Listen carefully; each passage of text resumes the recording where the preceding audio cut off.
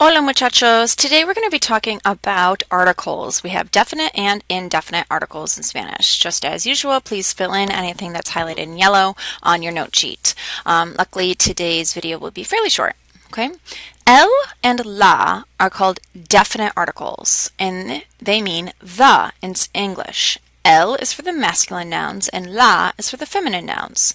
So if we have a masculine word such as libro, it would be el libro, the book. If we have a feminine word, a feminine noun specifically, that's ending in an A, so la carpeta, we put the article la in front. Un and una, on the other hand, are what we call indefinite articles, and these in English translate to a or an. Un is for our masculine nouns and una is for our feminine nouns. So un libro, a book. Una carpeta, a folder. So it's pretty straightforward. And what we're going to do now is just watch a short video, okay, that goes along with that.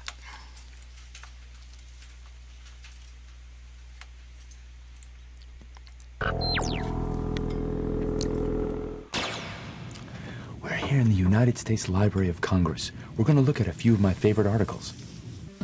In English, there is only one definite article, the.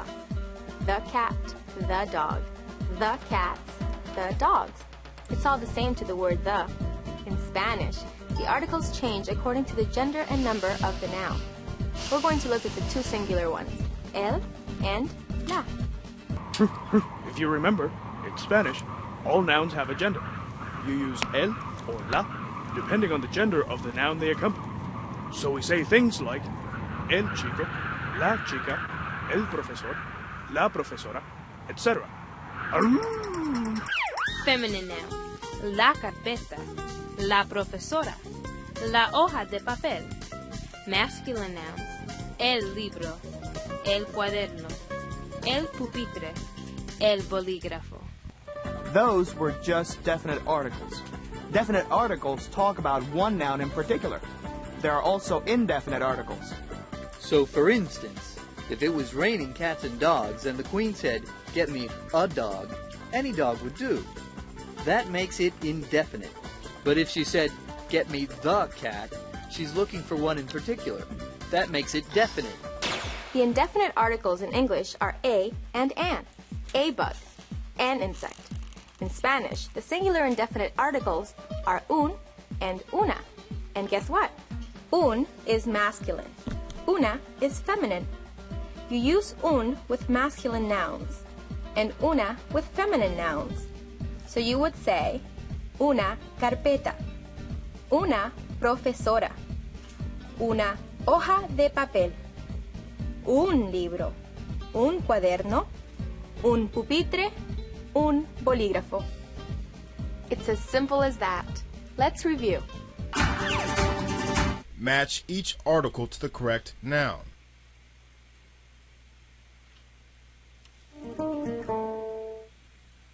El libro.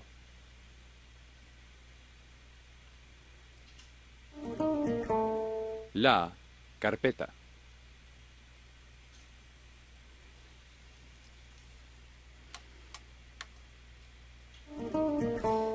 Un chico.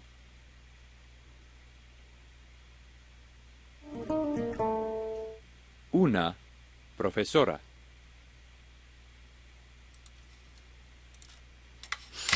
Okay, muchachos, let's go back to our note sheet. We're going to follow up now with the second section of this video. And this is coming back to what we talked about in the last flip video with adjectives. So in Spanish, adjectives come after the noun that they describe. Notice how artística follows chica in the sentence below. Margarita es una chica artística. Margarita is an artistic girl. Notice how this is different from English, where the adjective comes before the noun. Okay, so we're going to try to follow this pattern below whenever we write sentences in Spanish that require nouns and adjectives. Subject, verb, noun, and then the adjective. For example, Pablo es un estudiante inteligente. Pablo is a smart student. Inteligente comes after the word estudiante. Señora Ortiz es una maestra buena. Again, buena follows the word maestra. Mrs. Ortiz is a good teacher. Okay, now, again, we'll watch a short video clip that relates to this topic.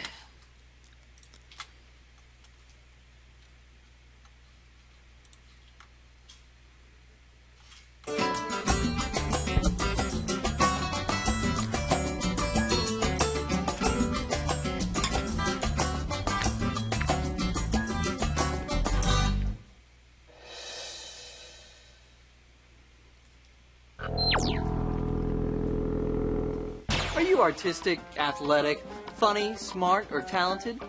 You should use some adjectives and let the world know. Here's how it works. Nouns are things. Cat's a noun, dog's a noun, Arizona is a noun, a bus is a noun, and the artist formerly known as Prince is a noun. But let's face it, some nouns are boring on their own. That's why we created adjectives, to pick it up a notch. Bam! Adjectives describe nouns in more detail. So now we have big cats, mad dogs, and Arizona is really, really hot. In English, you usually place adjectives in front of the noun they describe, like she's a smart student. In Spanish, the adjectives usually come after the nouns. For example, if a female student is intelligent, you might say una estudiante inteligente, and a patient young man would be un chico paciente. In Spanish, every noun has a gender. Your eyes, for example, are masculine, but your head is feminine, and the telephone is masculine. When you use an adjective, you have to use the masculine form in Spanish with masculine nouns, and the feminine form with feminine nouns. You say graciosa, I say gracioso.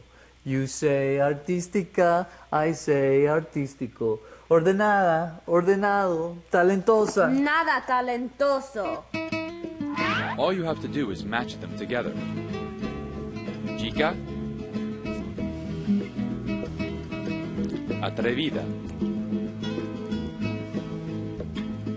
Amigo, reservado. Remember that in Spanish, the adjective usually goes after the noun.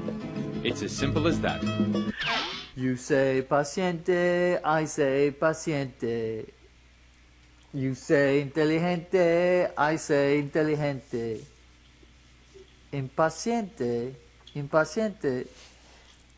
I don't get it. Not all adjectives have masculine and feminine forms.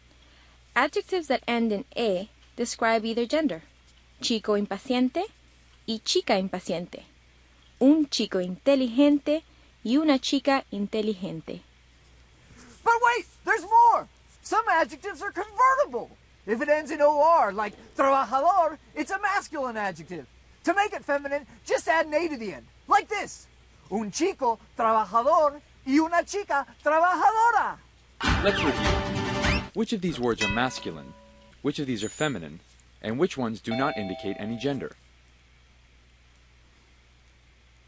Paciente. Impaciente. Artístico. Graciosa. Inteligente. Atrevido. Reservada. Ordenado. Desordenada. Estudioso. Talentosa. Trabajadora.